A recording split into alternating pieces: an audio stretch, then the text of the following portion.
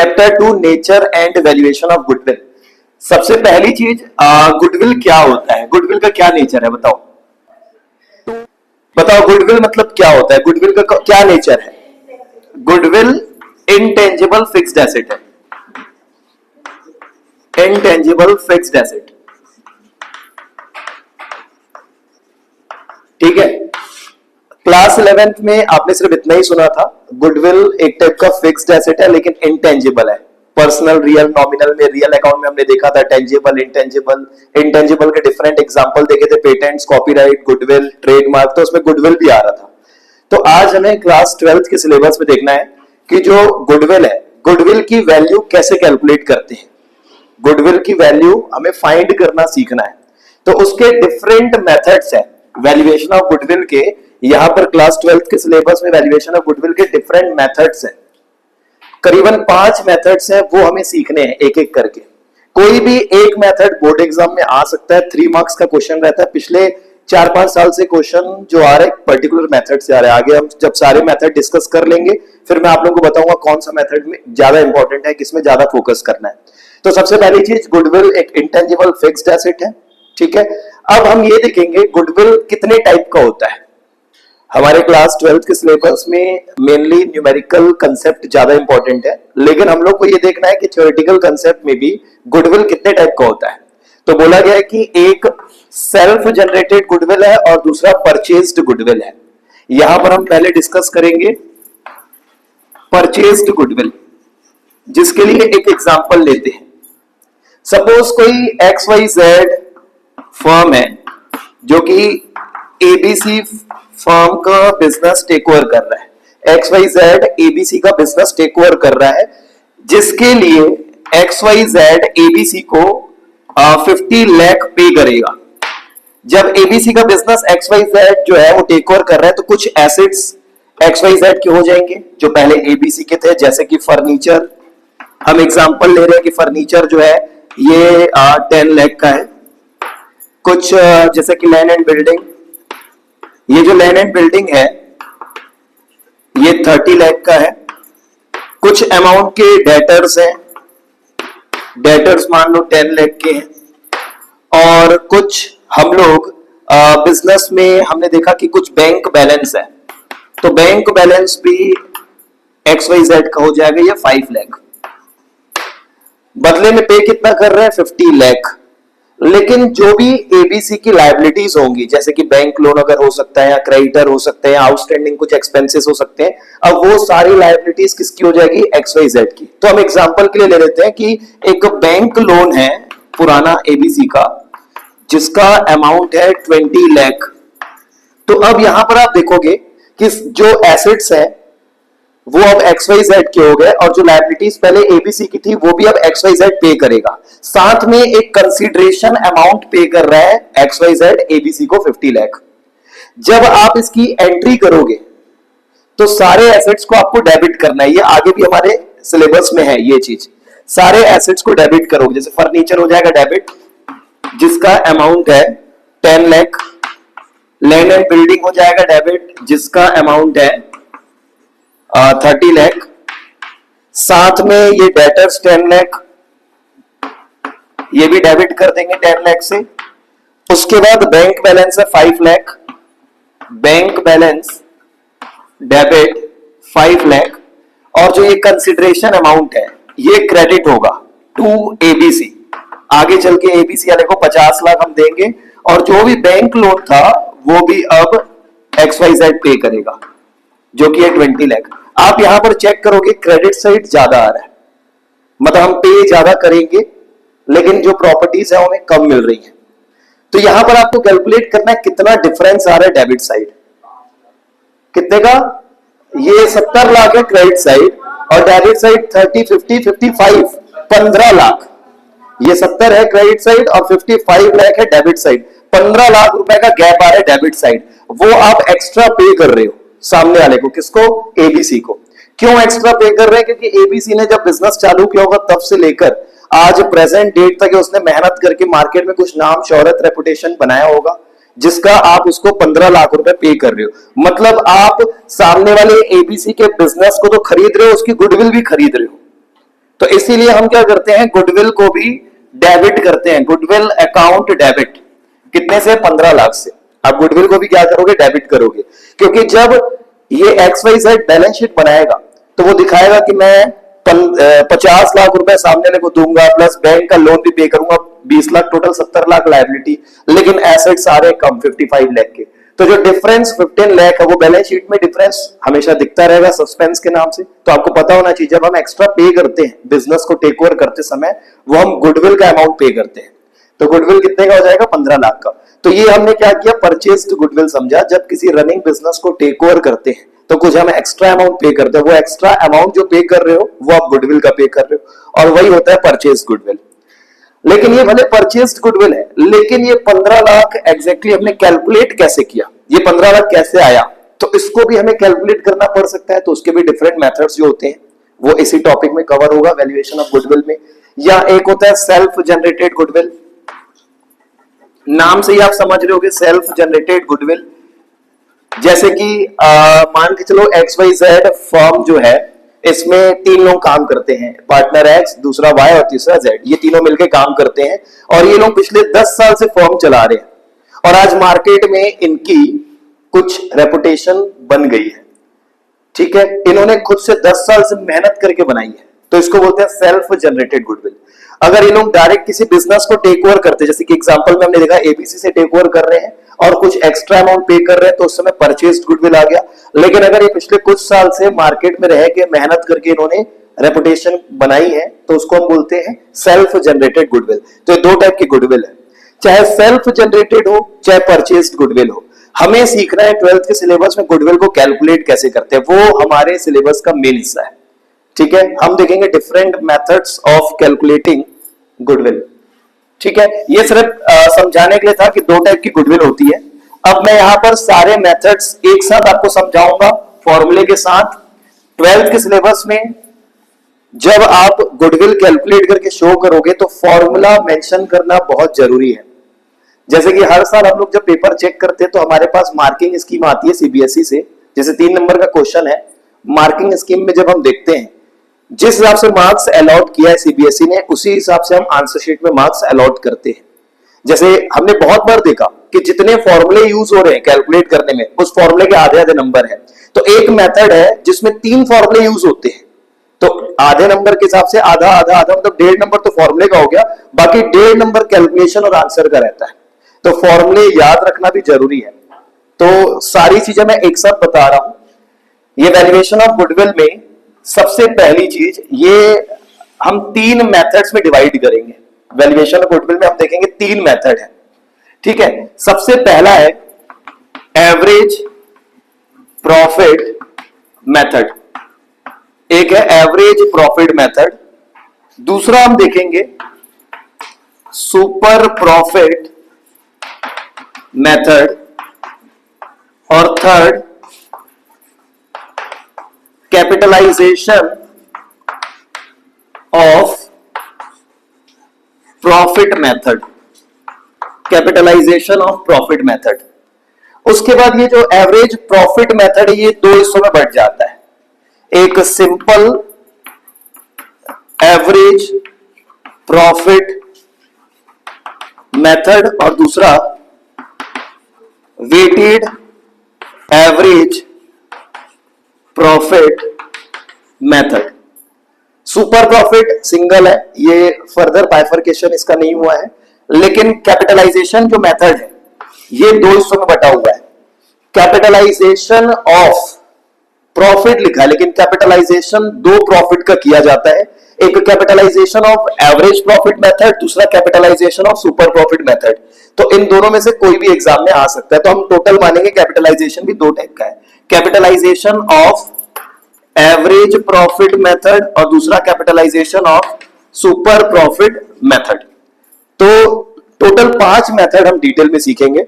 Average profit method के 2, एक simple average profit method, दूसरा वेटेड एवरेज प्रॉफिट मेथड। उसके बाद super profit method, capitalisation of average profit method, capitalisation of super profit method. इन हर एक मेथड के नेम में आप देख रहे होगे एक चीज कॉमन है, बताओ क्या है कॉमन? प्रॉफिट। हर एक मेथड में प्रॉफिट वर्ड मेंशन है, जैसे एवरेज प्रॉफिट मेथड, चाहे वो सिंपल एवरेज उसमें भी प्रॉफिट लिखा है, चाहे वो वेटेड एवरेज उसमें प्रॉफिट लिखा है, चाहे वो सुपर प्रॉफिट क्यों ना हो या कैपिटलाइजेशन ऑफ प्रॉफिट क्यों ना हो। किसी भी फर्म की बिजनेस की रेपुटेशन गुडविल कैलकुलेट की जाती है उसके प्रॉफिट से। किसी बिजनेस में लॉस हो रहा है मतलब उसकी गुडविल तो है ही नहीं। अगर लॉस में बिजनेस जा रहा है मतलब उसका बिजनेस अच्छा नहीं चल रहा है, अच्छा नहीं चल रहा मतलब मार्केट में उसकी गुडविल नहीं है। तो किसी भी फर्म की बिजनेस की जब आप गुडविल कैलकुलेट करते हो तो उसके लिए हमें कुछ पास्ट ईयर्स के प्रीवियस ईयर के प्रॉफिट की जरूरत पड़ती है। कोई आपको बिजनेस दिखेगा अच्छा खासा प्रॉफिट कमा रहा है, एनी टाइम कस्टमर उसके पास जा रहे हैं और उसके साल भर का प्रॉफिट बहुत ज्यादा है, तो कहीं ना कहीं उसकी मार्केट में अच्छी गुडविल है, इसीलिए उसका प्रॉफिट भी हो रहा है, इसीलिए उसके पास कस्टमर भी जा रहे हैं। तो कोई भी मेथड हम क्यों ना यूज करें, सब में प्रॉफिट की जरूरत पड़ेगी। और हम बार बार फर्म वर्ड यूज करेंगे, पार्टनरशिप फर्म, हम पार्टनरशिप की अकाउंटिंग देख रहे हैं, तो किसी भी पार्टनरशिप फर्म की जब आप गुडविल कैलकुलेट करोगे, गुडविल की वैल्यू कैलकुलेट करोगे तो आपको उस समय प्रॉफिट की जरूरत पड़ेगी। सबसे पहला मेथड है एवरेज प्रॉफिट मेथड, जिसमें हम देखेंगे सिंपल एवरेज प्रॉफिट मेथड। ठीक है, अब हमको ये पता होना चाहिए कि एवरेज कैसे कैलकुलेट करते हैं। एवरेज मतलब क्या होता है, ये 11th क्लास के स्टैटिस्टिक्स में जो मीन, हम मीन पढ़ते हैं, mean median mode central tendency, तो मीन में हम लोग सीखते हैं एवरेज निकालना। कुछ डेटा दिया रहता है, सबको ऐड करते हैं, फिर जो नंबर ऑफ डेटाज है मतलब जितने ईयर का डेटा उतने से हम डिवाइड करते हैं। ठीक है, तो यहां पर भी हमको क्या करना है, प्रॉफिट का एवरेज निकालना है, उसके बेसिस पे हम गुडविल कैलकुलेट करेंगे।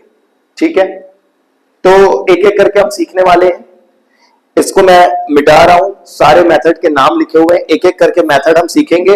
मैं एक एक एग्जांपल खुद से दूंगा, हर एक मेथड को पहले सीख लेंगे, फिर बुक के हम क्वेश्चन सॉल्व करेंगे।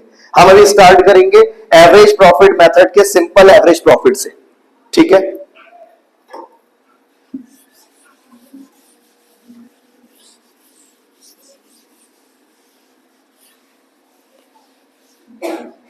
सबसे पहला method simple average profit method. इसमें फॉर्मूला हम यूज करते हैं, goodwill is equal to average profit multiply by number of year purchase, number of year purchase. ये फॉर्मूला है, goodwill is equal to average profit multiply by number of year purchase. ठीक है, अब यहां पर एवरेज प्रॉफिट कैसे calculate करते हैं, हमको क्वेश्चन में पिछले कुछ साल का प्रॉफिट देगा, जैसे कि 31 मार्च 2022, एक एग्जांपल ले रहे हैं, हमको यहां पर प्रॉफिट दिया है 1 लाख, फिर 23rd का प्रॉफिट दिया है 2 लाख और 24th का प्रॉफिट दिया 3 लाख। पिछले 3 साल का प्रॉफिट हम लोग को दे दिया है 1 लाख, 2 लाख और 3 लाख। और ये जो तीनों साल का प्रॉफिट है ये 31 मार्च में कैलकुलेट करते हैं, फाइनल अकाउंट बनाते हैं, उसके हिसाब से प्रॉफिट बताया है। हम सबसे पहले क्या करेंगे, इसका एवरेज निकालेंगे और एवरेज निकाल के यहां पर रखेंगे। एवरेज निकालने के लिए क्या फॉर्मूला है, average profit is equal to sum of all the years profit by number of years, by number of years। तो यहां पर 3 साल का प्रॉफिट दिया है, 1 लाख प्लस 2 लाख प्लस 3 लाख। इन तीनों को यहां पर आप शो करोगे, 1 lakh plus 2 lakh plus 3 lakh divide by 3 से करोगे। डिवाइड बाय कितने से करेंगे, 3 से, क्योंकि 3 साल का प्रॉफिट दिया हुआ है। तो टोटल कितना हो जाएगा, 6/3 2 लाख आएगा। एवरेज प्रॉफिट कितना आएगा, 2 लाख, जो कि आप यहां पर रखोगे एवरेज प्रॉफिट की जगह में, एवरेज प्रॉफिट की जगह में रखेंगे 2 लाख। उसके बाद क्वेश्चन में हम लोग को दिया रहेगा number of year purchase. Question में दिया रहता है 2 year purchase, 3 year purchase, 1 year purchase, बस आपको सेम एज इट इज लिखना है यहां पर। लेकिन इसका भी एक मतलब होता है, हम क्वेश्चन से देख के तो लिख लेंगे, जैसे क्वेश्चन में दिया रहेगा calculate the value of firm's goodwill on the basis of 2 years purchase of previous 3 years average profit, 2 years purchase of previous 3 years average profit, मतलब 3 साल का एवरेज प्रॉफिट निकाल के रखना है 2 से मल्टीप्लाई करना है। लेकिन इस नंबर ऑफ ईयर परचेज का मतलब क्या है? हमसे ये बिजनेस कोई भी जब टेक ओवर करेगा तो उसको आने वाले 2 साल तक बिना कुछ मेहनत किए, बिना कुछ एडवर्टाइज किए, ये 2 लाख जो प्रॉफिट है 2 साल तक तो कुछ भी बिना किए हो जाएगा। ठीक है, ये जो एवरेज प्रॉफिट है 2 लाख, हम ऐसा मान के चल रहे हैं कि जो भी हमारा बिजनेस टेक ओवर करेगा, हम जिस बिजनेस की गुडविल कैलकुलेट कर रहे हैं, इस बिजनेस में आने वाले 2 साल तक तो मिनिमम 2-2 लाख तो प्रॉफिट होगा। अगर यहां पर लिखा रहता 3 इयर्स परचेज, तो मतलब आने वाले 3 साल तक तो कम से कम 2-2 लाख प्रॉफिट होगा। ठीक है, ये नंबर ऑफ ईयर परचेज में माना गया है। तो आपको क्या करना है? अब देखो, हम लोग का जो सिलेबस है क्लास 12, हम लोग इतने अभी मैच्योर नहीं हुए हैं कि हम लोग बिजनेस को देख के ये समझ पाए कि ये बिजनेस में आने वाले कितने साल तक इसका प्रॉफिट इतना होगा। हम रियल मार्केट में तो कभी उतरे ही नहीं है। हम सिर्फ यहाँ पर न्यूमेरिकल सीख रहे हैं, बुकिश लैंग्वेज की अकाउंटिंग सीख रहे हैं, तो हमको पहले ही बता दे रहे हैं कि ये बिजनेस में जो एवरेज प्रॉफिट हुआ है 2 लाख, ये आने वाले 2 साल तक बिना कुछ मेहनत के कम से कम होते रहेगा। अब ये आप कैसे पहचानोगे? आपको क्वेश्चन में तो बिजनेस के बारे में बताया नहीं है, बिजनेस किस चीज पे डील करता है, किस लोकेशन में है, क्या उसमें एक्चुअल में बेचा जाता है, तो हम वो चीज पता नहीं कर सकते हैं। इसलिए हमारे सिलेबस में जो है ये नॉर्मल मेथड है। मेथड में फॉर्मूला यूज करेंगे, goodwill is equal to average profit multiply by number of year purchase. Average profit निकालोगे, पिछले जितने साल का प्रॉफिट दिया हुआ है उसको जोड़ के डिवाइड करोगे जितने साल का प्रॉफिट है, एवरेज आ जाएगा, रख के number of year purchase question में दिया रहेगा। कभी कभी क्वेश्चन में लॉस दे देता है, जैसे फॉर एग्जांपल यहां पर सेकेंड ईयर जो है 2023 में या 22 में, मान के चलो कोविड था, तो उस समय बिजनेस लॉस में गया था। तो अब आप क्या करोगे? इसका एवरेज निकालने के लिए जो पॉजिटिव है उसको प्लस करोगे, 3 + 2 5, उसके बाद 5 - 1 4, फिर 4 को आप डिवाइड करोगे 3 से। लॉस को माइनस करते हैं इस फॉर्मूले में। ठीक है, पहला साल जो है वो माइनस में है, लॉस है, तो आप 3 + 2 5 - 1 4 लाख टोटल आएगा, उसको 3 से डिवाइड करोगे, 3 से, क्योंकि 3 साल का प्रॉफिट है ना, 1 2 3, लॉस मतलब 3 साल का डेटा दिया, इसको प्रॉफिट से नहीं बोल रहा, बस बोल रहा जितने साल का प्रॉफिट लॉस दिया रहेगा उतने से डिवाइड करना है। हाँ, जितने साल दिए, चाहे वो प्रॉफिट हो या लॉस हो, जितने ईयर्स है उतने से डिवाइड करना है। ठीक है, तो आप 3 से डिवाइड करोगे, 4 लाख को जब 3 से डिवाइड करेंगे 1,33,333.33 आएगा, उसको फिर नंबर ऑफ ईयर परचेज जितना दिया हुआ उससे मल्टीप्लाई करेंगे तो हमारा आंसर आ जाएगा। अब एक सबसे आसान चीज, ये तो हमने एक नॉर्मल सा पहला क्वेश्चन देखा सिंपल एवरेज प्रॉफिट का, आगे और डिटेल में जाएंगे लेकिन आप लोगों को ये बता दूं, अगर हम बात करेंगे सिंपल एवरेज प्रॉफिट मेथड की, तो फॉर्मूला क्या है? Goodwill is equal to average profit multiply by number of year purchase. अगर मैं यहां पर सिंपल एवरेज की जगह वेटेड एवरेज प्रॉफिट की बात करूंगा तो फॉर्मूला क्या हो जाएगा? Goodwill is equal to weighted average profit, goodwill is equal to weighted average profit multiply by number of year purchase. अगर मैं बात करूंगा सुपर प्रॉफिट मेथड की, तो goodwill is equal to super profit multiply by number of year purchase. मतलब formula goodwill का लगभग same है, नंबर ऑफ ईयर परचेज से ही मल्टीप्लाई करना है। आपको देखना है कौन सा मेथड बोल रहा है। सिंपल एवरेज प्रॉफिट बोल रहा है तो आप average profit multiply by number of year purchase. अगर वेटेड एवरेज प्रॉफिट बोल रहा है तो weighted average profit multiply by number of year purchase. Super profit method बोलेगा तो super profit multiply by number of year purchase. ये formula याद रखने का तरीका है। अब हम इस मेथड को थोड़ा डिटेल में समझेंगे और कुछ इंपॉर्टेंट एडजस्टमेंट, कुछ कंसेप्ट समझेंगे। आप लोगों में से कोई भी एक चीज मुझे बताना, पहले मैं समझा लेता हूं। हम जब किसी बिजनेस की गुडविल कैलकुलेट करते हैं, मान लो कोई भी XYZ फर्म है, उसकी हमें फर्म की गुडविल कैलकुलेट करनी है। वो जो फर्म है वो डील करती है इलेक्ट्रॉनिक आइटम बेचने में, टीवी, रेफ्रिजरेटर, एयर कंडीशनर, ये सारी चीजें बेचने में डील करती है। अब उस बिजनेस की जब आप गुडविल कैलकुलेट करोगे तो आपको ना सामने वाला क्या किया, उस बिजनेस का प्रॉफिट बताया, लेकिन उन प्रॉफिट में किसी एक साल आपको प्रॉफिट जो दिखाया जा रहा है ना, उसमें घर की जमीन बेच के भी जो पैसा कमाया वो भी जुड़ा हुआ है। मतलब हम जिस बिजनेस की गुडविल कैलकुलेट करना चाहते हैं उसमें बिजनेस का प्रॉफिट तो है, साथ में एक्सटर्नल सोर्सेज से जो हमने पैसा कमाया, जैसे जमीन बेच के, कार बेच के, घर बेच के जो पैसा कमाया, वो भी प्रॉफिट उसमें जुड़ा हुआ है। तो क्या आप गुडविल कैलकुलेट करते समय वो प्रॉफिट को कंसीडर करोगे? नहीं करेंगे, क्योंकि हम जिस बिजनेस की गुडविल कैलकुलेट करते हैं हमें प्रॉफिट उसी बिजनेस से जो कमाया गया वो चाहिए। ठीक है, अब हम कैलकुलेट कर रहे हैं किसी बिजनेस की गुडविल और उसमें जो बिजनेस से कमाया गया प्रॉफिट है वो बहुत कम है, लेकिन साथ में हमें जब जमीन बिकवाते तो ब्रोकरेज मिला, वो भी उसमें जुड़ी हुई है। हम शेयर मार्केट में पैसे लगाते हैं, जो डिविडेंड मिलता है वो भी उसमें जुड़ा हुआ है। तो भाई आप जो शेयर मार्केट से पैसे कमा रहे हो, आगे चल के जब आप यही बिजनेस किसी और को दे दोगे तो क्या उस समय शेयर मार्केट की इनकम उसको मिलेगी क्या? या जमीन बेच के जो कमाए वो अगले साल मिलेगी क्या? नहीं मिलेगी। ठीक है, तो जो जमीन बेच के पैसे कमाते हैं या हम कार बेच के पैसे कमाए या शेयर मार्केट से पैसा मिला, इसको बोलते हैं एब नॉर्मल इनकम, जो कभी कभार होती है, जो रिकरिंग इन नेचर नहीं होती है, जो regular income business related income नहीं है, उसको क्या बोलते हैं? एब नॉर्मल इनकम। तो आपको क्वेश्चन में कुछ ना कुछ एडजस्टमेंट मिलने वाले हैं, जैसे कि मैं इसी क्वेश्चन को फिर से डिस्कस कर रहा हूं।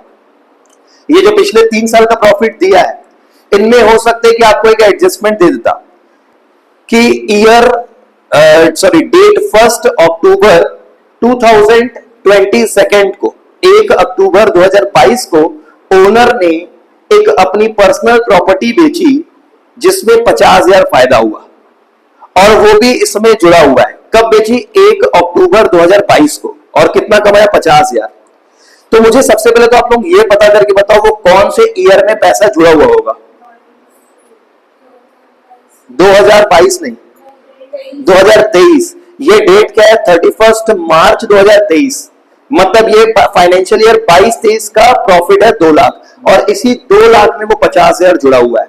तो आप क्या करोगे? 50,000 को माइनस करोगे ताकि आपको सही प्रॉफिट पता चले, मतलब नॉर्मल प्रॉफिट, बिजनेस एक्टिविटी से जो कमाया गया प्रॉफिट है वो पता चले। तो एक एडजस्टमेंट रहता है एबनॉर्मल गेन, मतलब बिजनेस की एक्टिविटी से हमने पैसे तो कमाए वो तो है, लेकिन कोई बाहर की एक्टिविटी के पैसे भी इसमें जुड़े हुए हैं, तो वो हमें क्या करने पड़ते हैं? माइनस करना पड़ता है। और स्टार्टिंग के क्वेश्चंस में हम जो डिस्कस करें, इससे आने वाले 10 क्वेश्चन हमसे बन जाएंगे। हम 10 क्वेश्चन का कंसेप्ट देख रहे हैं।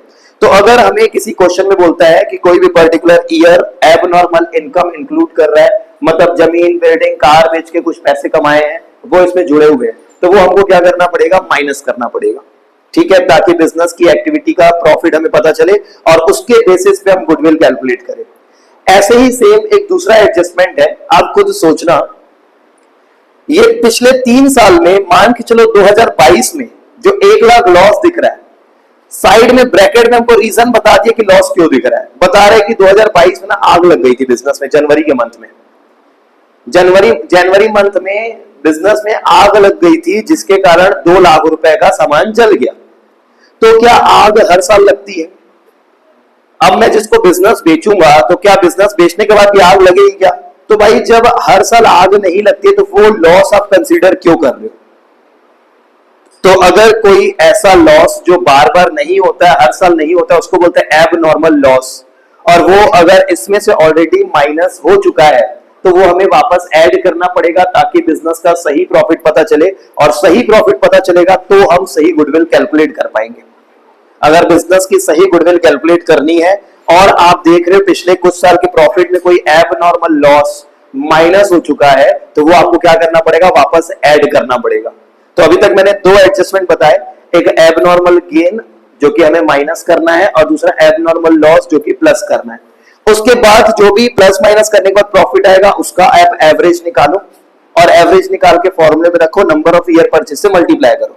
तो ये नॉर्मल तरीका है। ठीक है, इस सिंपल एवरेज प्रॉफिट मेथड में कोई भी दिक्कत है? अभी तक हमने 2 ही मेथड देखे, बाकी फॉर्मूला देखा है। इन 2 एडजस्टमेंट में अगर कोई दिक्कत नहीं है तो मैं आगे 3rd एडजस्टमेंट बताऊंगा।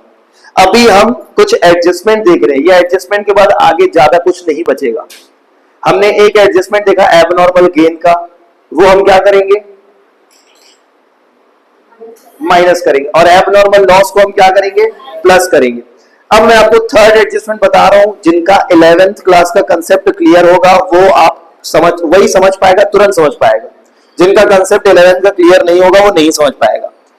अभी हम जो 3rd एडजस्टमेंट देखने वाले वो क्लोजिंग स्टॉक से रिलेटेड देखने वाले हैं। क्लोजिंग स्टॉक, बताओ क्लोजिंग स्टॉक फाइनल अकाउंट में फाइनेंशियल स्टेटमेंट बनाते समय कौन से अकाउंट में क्लोजिंग स्टॉक दिखाया जाता था? ट्रेडिंग अकाउंट और बैलेंस शीट। ठीक है, लेकिन मैं अगर पूछ रहा हूं कौन से अकाउंट में, तो मतलब ट्रेडिंग अकाउंट में। बैलेंस शीट एक स्टेटमेंट है। अब ट्रेडिंग अकाउंट पे जब हम क्लोजिंग स्टॉक दिखाते थे, मान के चलो हम एक एग्जांपल लेते हैं, कोई भी बिजनेसमैन था मिस्टर ए, उसने 10 लाख के गुड्स खरीदे थे, 10 लाख के गुड्स खरीदे थे, जिसमें से 7 लाख रुपए के गुड्स बिक गए। कितने में बिके? 9 लाख में बिके। 10 लाख के गुड्स खरीदे थे, जिसमें से 7 लाख के गुड्स कितने में बिके? 9 लाख में। तो क्लोजिंग स्टॉक कितना बचना चाहिए? 3 लाख का हमारे पास स्टॉक बचा रहेगा। और यही इंफॉर्मेशन जब आप ट्रेडिंग अकाउंट में दिखाओगे तो कौन सी चीज कहां आएगी बताओ? सबसे पहले 2, ओपनिंग स्टॉक तो है नहीं, तो इसको ब्लैंक छोड़ देंगे कि बिजनेस से पहले से प्रॉफिट हमारे पास नहीं है। उसके बाद हम क्या लिखते हैं? 2 परचेज। यहां पर हम क्या करेंगे? परचेज लिखेंगे। परचेज कितना होगा? 10 लाख होगा परचेज। क्रेडिट साइड क्या आएगा? बाय सेल्स कितना आएगा? 9 लाख। सेल्स कितना आएगा? 9 लाख, जितने में हमने बेचा है। क्लोजिंग स्टॉक कितना आएगा? क्लोजिंग स्टॉक यहां पर डायरेक्ट आप 3 लाख दिखाओगे, जितना बच गया है बेचने के बाद, जितना बच गया। अब हम क्लोज करते हैं, 9 + 3 12 लाख, और इस 12 लाख में से ये परचेस जब माइनस करते हैं तो हमको पता चलता है ग्रॉस प्रॉफिट, जो कि 2 लाख। अब यहां पर ना एडजस्टमेंट बनता है, एक एडजस्टमेंट बनता है, closing stock is over valued. गलती से ओवर वैल्यूड हो गया, ओवर कास्ट हो गया, ज्यादा लिखा गया। दूसरा एडजस्टमेंट बनता है, closing stock is under valued, गलती से कम लिखा गया। और ये जो क्लोजिंग स्टॉक है ये डायरेक्ट हमारे प्रॉफिट पे इंपैक्ट डालता है। जैसे कि एग्जांपल समझो, 3 लाख का क्लोजिंग स्टॉक बचा था, लेकिन हमने ना क्या किया, गलती से 4 लाख दिखा दिया। जैसे ही आप 4 लाख का क्लोजिंग स्टॉक दिखाओगे, 9 4 ये हो जाएगा 13 लाख टोटल। और यहां पर 13 लाख में से जब ये 10 लाख जाएगा तो ग्रॉस प्रॉफिट 2 की जगह कितना आ जाएगा? 3 लाख। मतलब अगर क्लोजिंग स्टॉक हम ज्यादा दिखा देते हैं गलती से, तो हमारा प्रॉफिट ज्यादा दिखता है, जो कि गलत है। और हमको क्वेश्चन में बता रहे हैं कि जो आपका प्रॉफिट है ना ये 3 लाख, इसमें ना क्लोजिंग स्टॉक ओवर वैल्यूड हो गया था 1 लाख से, तो आप क्या करोगे? माइनस करोगे। अगर बोलते हैं कि क्लोजिंग स्टॉक गलती से कम लिखा गया, क्लोजिंग स्टॉक कम लिखाएगा तो प्रॉफिट कम दिखेगा, और प्रॉफिट कम दिखेगा तो हम क्या करेंगे? प्लस करेंगे। अब यहां पर आपको एडजस्टमेंट जो है ये 2 तरीके से आपको सॉल्व करना है। यहां पर मैं एग्जांपल आपका लिख रहा हूं। यहां पर मान के चलो 3 साल का प्रॉफिट है, 1 2 और ये 3 साल का प्रॉफिट है। मैं ईयर भी लिख देता हूं, 31 मार्च 2022, 23rd, 24th। यहां प्रॉफिट है 2 लाख, 4 लाख और 6 लाख। अब बोल रहे हैं एडजस्टमेंट में ईयर 2024 में, ईयर 2024 में क्लोजिंग स्टॉक 1 लाख से ज्यादा लिखा गया है, तो क्या करोगे? 1 लाख माइनस कर दोगे और ये 6 की जगह 5 लाख हो जाएगा। अगर बोलेगा क्लोजिंग स्टॉक 2024 में गलती से 1 लाख कम लिखा गया, तो क्या करोगे? प्लस करोगे और ये 7 लाख हो जाएगा। बस इतना ही करना है। लेकिन अगर 2024 ना बोल के 2023 बोलेगा तो यहां पर थोड़ा सा सिस्टम चेंज होगा।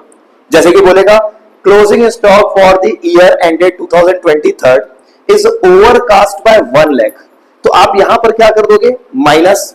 यहां आप 1 लाख माइनस करोगे, लेकिन आपको याद रखना है इस साल अगर क्लोजिंग स्टॉक ज्यादा दिखा होगा तो वही अगले साल ओपनिंग स्टॉक ज्यादा दिखा होगा, और ओपनिंग स्टॉक एक्सपेंस मानते हैं। ओपनिंग स्टॉक ज्यादा होने से प्रॉफिट कम दिखता है, तो अगले साल क्या करेंगे? प्लस करेंगे। यहां पर अगले साल वही 1 लाख क्या करेंगे? प्लस करेंगे।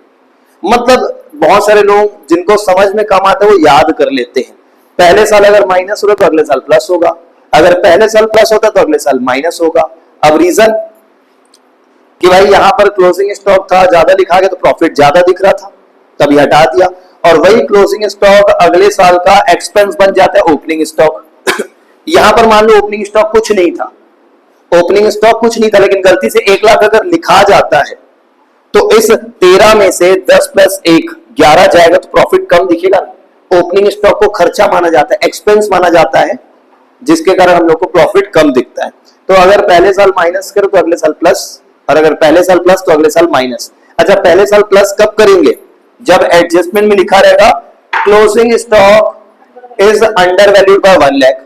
क्लोजिंग स्टॉक कम दिखने के कारण प्रॉफिट कम दिख रहा है, तो यहां पर हम लोग प्लस कर देंगे 1 लाख।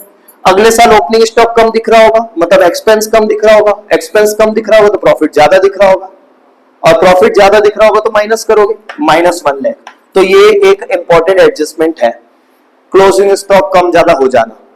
ठीक है, तो हमने एक एडजस्टमेंट देखा, एबनॉर्मल गेन जो कि माइनस करते हैं, दूसरा एबनॉर्मल लॉस जिसको हम प्लस करते हैं, तीसरा क्लोजिंग स्टॉक ओवर वैल्यूड या अंडर वैल्यूड हो जाता है।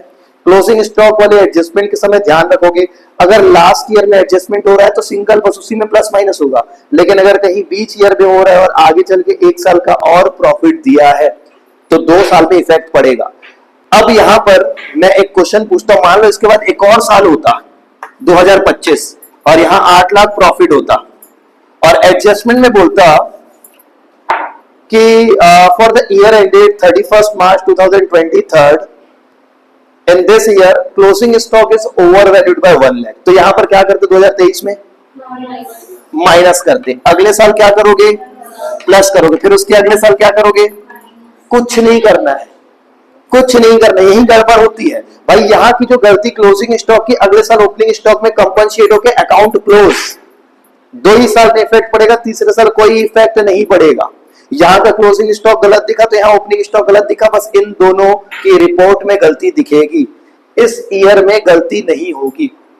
याद रखना है 2 ही साल में इफेक्ट पड़ेगा।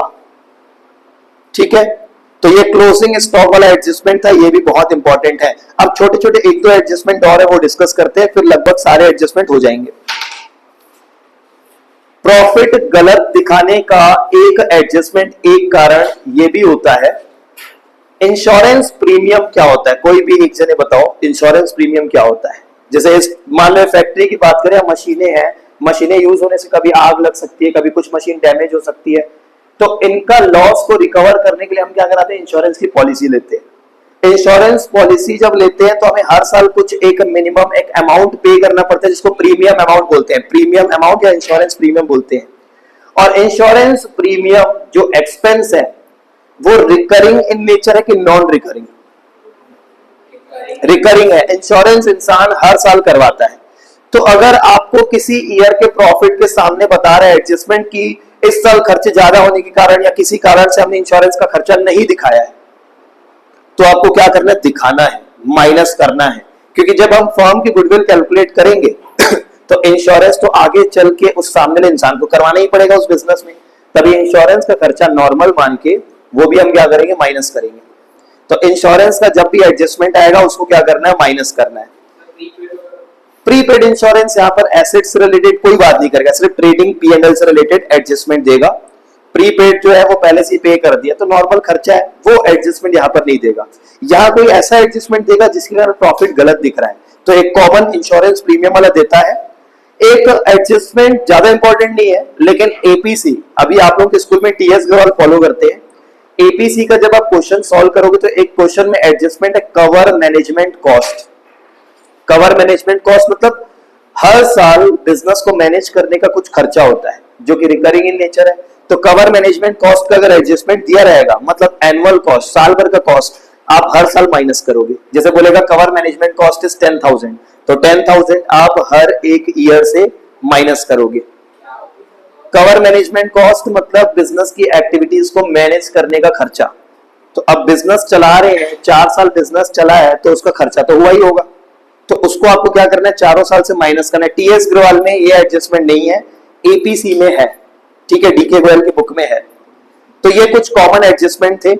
इतने एडजस्टमेंट समझने के बाद ये आपको याद रखना है। अब मैं आपको कुछ वापस से मेथड्स जो है उनके फॉर्मूले और बाकी मेथड कवर करवा रहा हूं, सारा कंसेप्ट कंप्लीट हो जाएगा, फिर बस क्वेश्चन सॉल्व करने होंगे। मैं अभी एक एक करके आपको सारे मेथड समझा रहा हूं। चलो आप सुनो, अभी हम दूसरा मेथड देख रहे हैं, सुपर प्रॉफिट मेथड। सबसे इंपॉर्टेंट मेथड है, पिछले 3 साल से एग्जाम में आ रहा है, यही आने वाले साल में भी चांसेस है कि यही मेथड आ जाए। पिछले 3 साल से आ रहा है और 3 नंबर का क्वेश्चन है।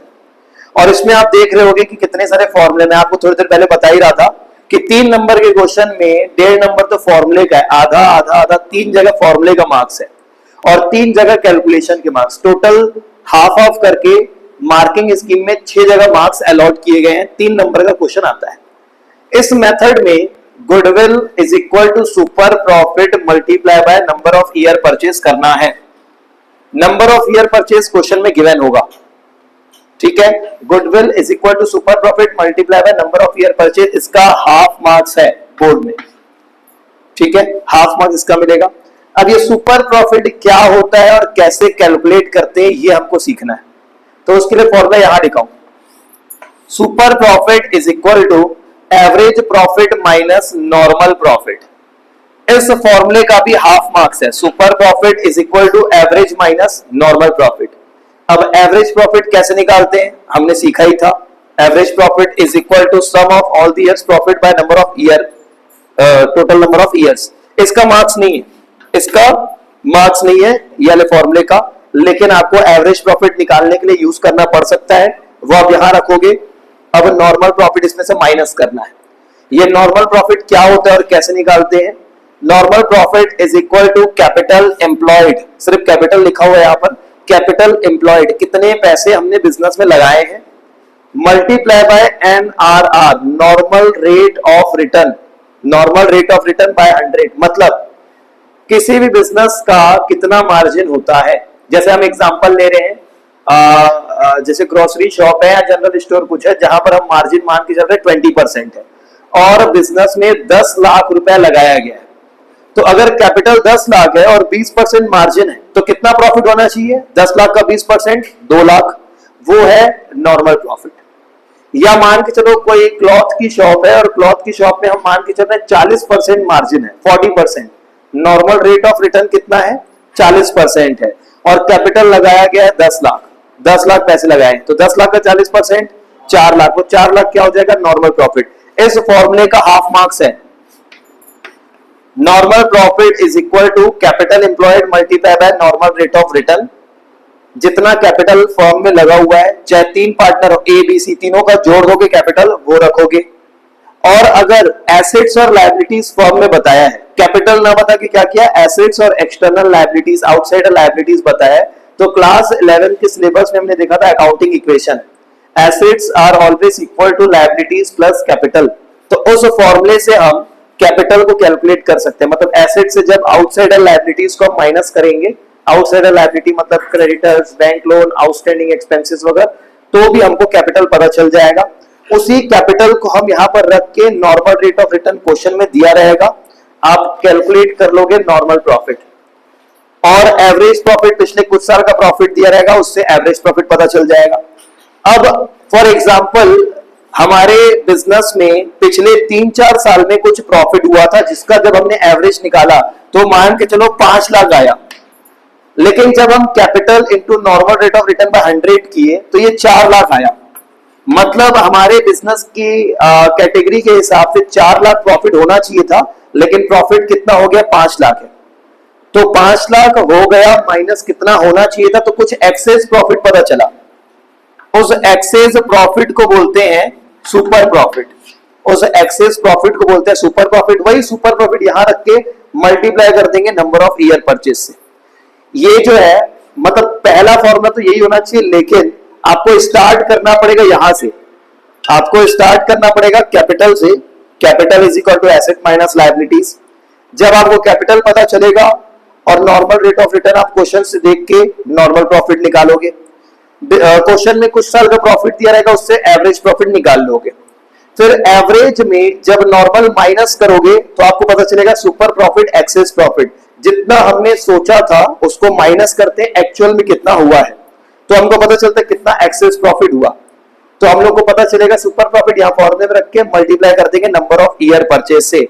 अब एक आप लोगों से मैं क्वेश्चन पूछ रहा हूं, मान के चलो हमारे बिजनेस में 20 लाख रुपीस कैपिटल लगा हुआ है और नॉर्मल रेट ऑफ रिटर्न है 10%, तो नॉर्मल प्रॉफिट कितना आएगा? 2 लाख आएगा। और बिजनेस में पिछले कुछ साल का एवरेज प्रॉफिट जब हमने निकाला तो 3,50,000 आया, तो सुपर प्रॉफिट कितना आएगा? 1.5 लाख, और वही 1.5 लाख ऊपर रखना है 1,50,000, number of year purchase question में दिया रहेगा, मल्टीप्लाई कर लोगे।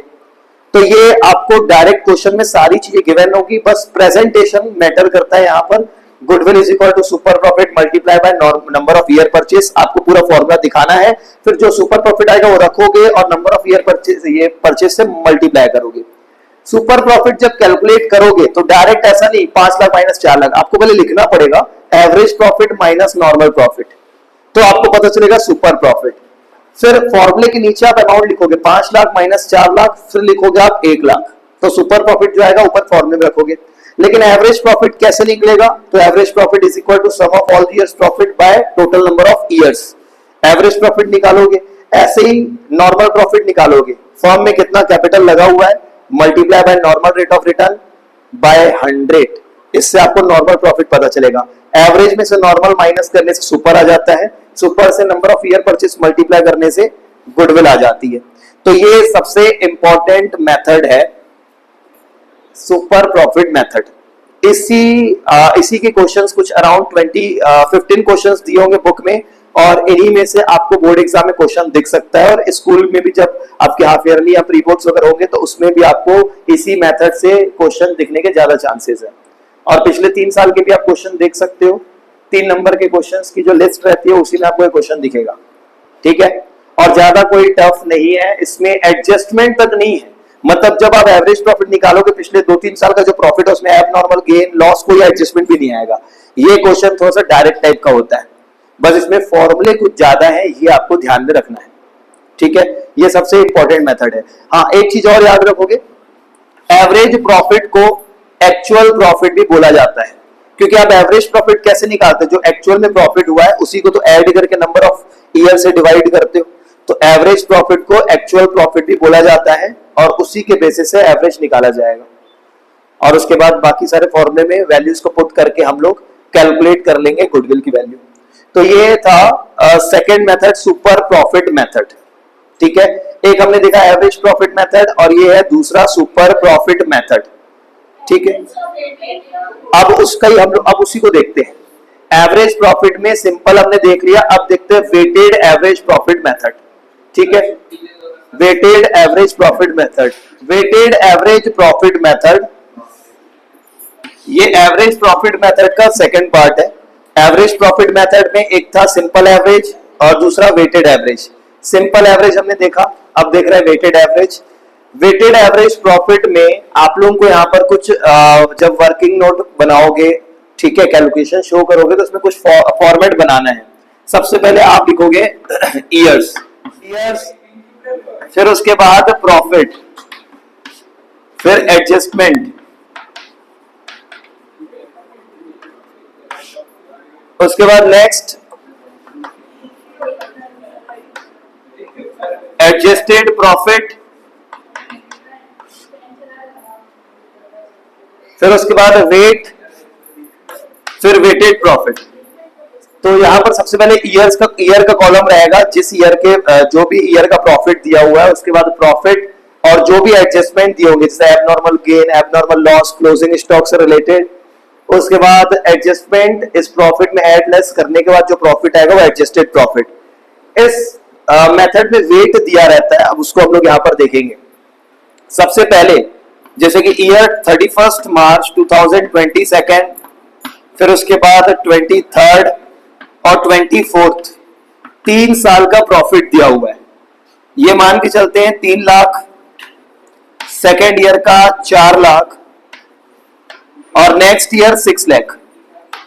ये पिछले 3 साल का प्रॉफिट दिया हुआ है। अब इनमें हम एक एक एडजस्टमेंट रख लेते हैं। ईयर 2022 में मान के चलते हैं एबनॉर्मल लॉस हुआ था 1 लाख, तो क्या करेंगे, 2022 में एबनॉर्मल लॉस हुआ था 1 लाख, प्लस करेंगे। एबनॉर्मल लॉस मतलब लॉस बाई फायर वगैरह कुछ हो गया था, तो इसको हम लोग प्लस करेंगे।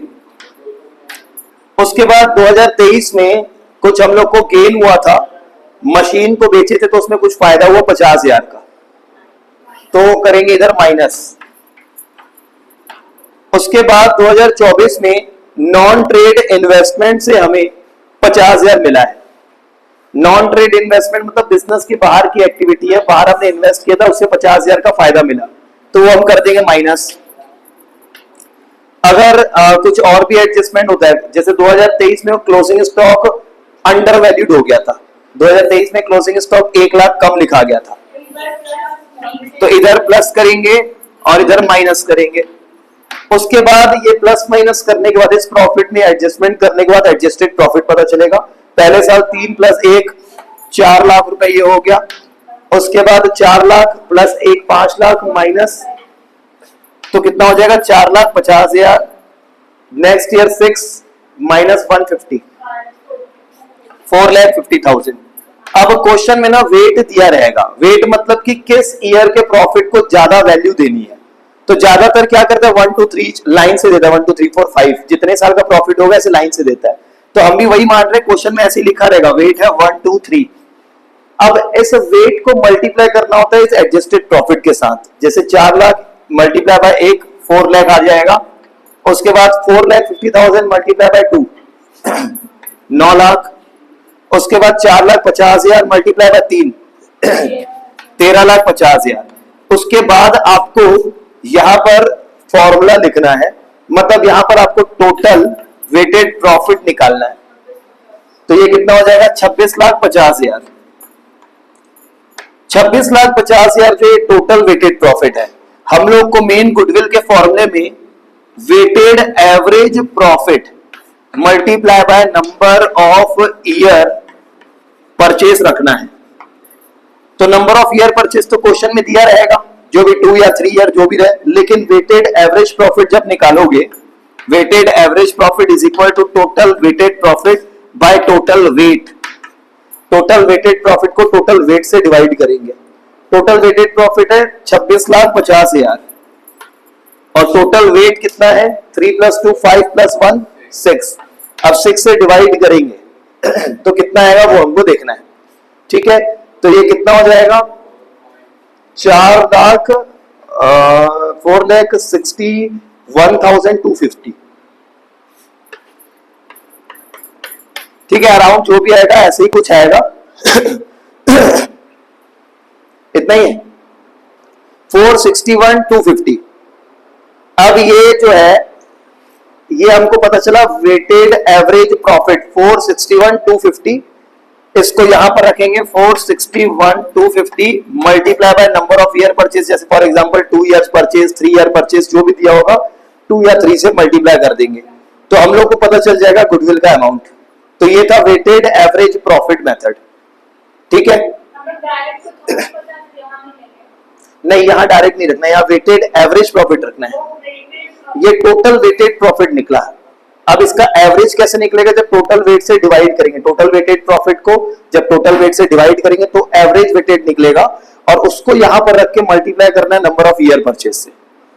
ठीक है, तो ये मेथड था एवरेज प्रॉफिट मेथड का, वेटेड एवरेज प्रॉफिट मेथड। अब एक लास्ट जो है कैपिटलाइजेशन ऑफ प्रॉफिट मेथड, उस capitalization of profit method last method है कैपिटलाइजेशन ऑफ प्रॉफिट मेथड। यहां पर सिर्फ फॉर्मूला हमको याद रखना है। कैपिटलाइजेशन ऑफ प्रॉफिट मेथड दो टाइप का है, एक कैपिटलाइजेशन ऑफ एवरेज प्रॉफिट और दूसरा कैपिटलाइजेशन ऑफ सुपर प्रॉफिट। तो आपको क्या करना है, सबसे पहले सुपर प्रॉफिट कैलकुलेट करना है। ठीक है, यहां पर सुपर प्रॉफिट की जरूरत पड़ेगी और यहां पर एवरेज प्रॉफिट की जरूरत पड़ेगी। इसके फॉर्मूले हमने पहले देख चुके हैं। सुपर प्रॉफिट का फॉर्मूला क्या था, super profit is equal to average minus normal profit. Super profit is equal to average minus normal profit और एवरेज हमने निकाला था sum of all the years profit by total number of years. ये हमको दोनों profit की जरूरत पड़ेगी। अब जब हम super profit capitalization of super profit method लगा के जब गुडविल निकालेंगे तो इसका फॉर्मूला होगा goodwill is equal to super profit.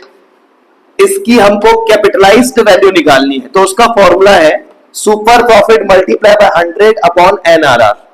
मतलब हम मानेंगे जैसे हमारे बिजनेस में 10% मार्जिन, हमारे बिजनेस की कैटेगरी में 10% मार्जिन है और हम लोग को जो प्रॉफिट हुआ है एक्स्ट्रा प्रॉफिट, सुपर प्रॉफिट मतलब जो एक्स्ट्रा प्रॉफिट हुआ है, एक्सेस प्रॉफिट हुआ है, वो हुआ है मान के चलो 1 लाख रुपए और हमारे बिजनेस में 10% मार्जिन है तो ये 1 लाख कमाने के लिए कितने कैपिटल की जरूरत थी, इनटू 100 डिवाइड बाय 10 जब करोगे तो आपको पता चलेगा 10 लाख रुपए की जरूरत थी, तब जाके मुझे 1 लाख एक्सेस प्रॉफिट होता। इस 10 लाख का जब 10% निकालते तो 1 लाख होता है तो हमको डायरेक्ट सुपर प्रॉफिट पता है। सुपर प्रॉफिट मतलब एक्स्ट्रा प्रॉफिट, जो मैंने सोचा नहीं था, एक्सपेक्टेशन नहीं था कि मुझे ये प्रॉफिट भी होगा।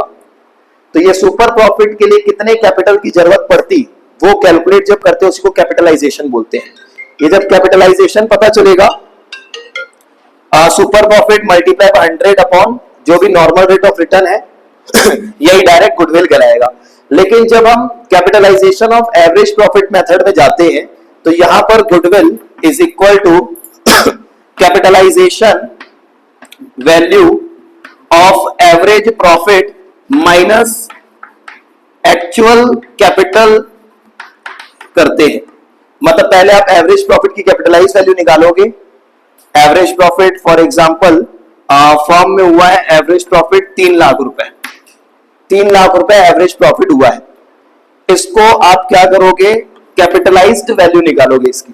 कैपिटलाइज्ड वैल्यू मतलब 100 upon normal rate of return, फिर उसमें माइनस करोगे एक्चुअल में कितना पैसा लगाया गया था कैपिटल, वो हमको क्या करना होता है, माइनस करना होता है। फॉर एग्जांपल 20 लाख रुपए हमने कैपिटल लगाया हुआ था, तो आप जब 3 लाख का 100 अपॉन एनआरआर करोगे, अभी एक क्वेश्चन लेंगे जिसमें आंसर दोनों में सेम आएगा, हम दोनों से सॉल्व करेंगे। अभी आपको सिर्फ फॉर्मूले बता रहा हूं।